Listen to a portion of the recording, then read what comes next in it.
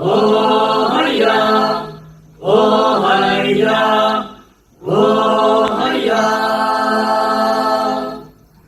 Nagagalucha yung nasiyang buko niya, siya niyo ang banaw, ngay buko niya siya. Kunyak ching yu ching madang sen lan jema. Asaya gawang badai men yong fa. Aku apalan chin de wang ya, ya fen ne ngo wan de xia hai xia. Oh hai ya, oh hai ya. Xia yang yan nam de ngang, sang kan ku me wang ya me ngo pe. Oh hai ya, oh hai ya.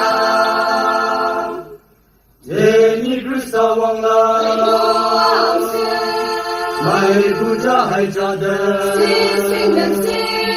Oh oh oh, oh ya, oh oh oh ya. Kunyak chan yu dang sim nan kawang sing ku me, de ma da ting la ku me mong chong mai yong ha. Krista ya mi me de man ge me dai ha. A chân phi me kawang me ti si wa ha.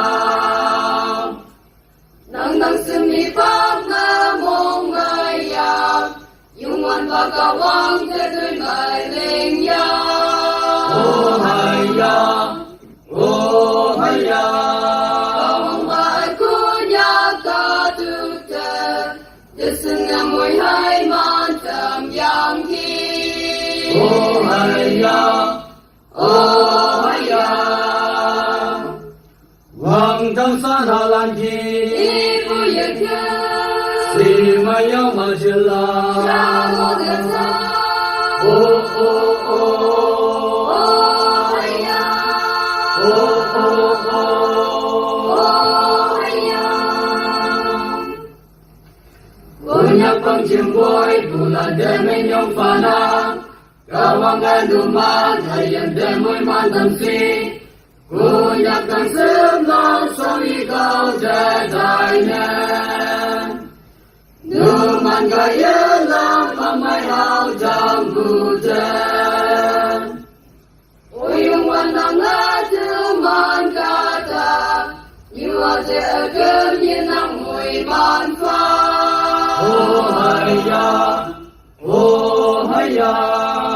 Nhạc chân là lan hàng ai lên như, để kiếm lạc chinh em môi bàn pha xe. Oh hai ya, oh hai ya. Nang de mek ti si wa. Em ngọc cầm na, Kunyak chan yu ching na. môi bàn yu na.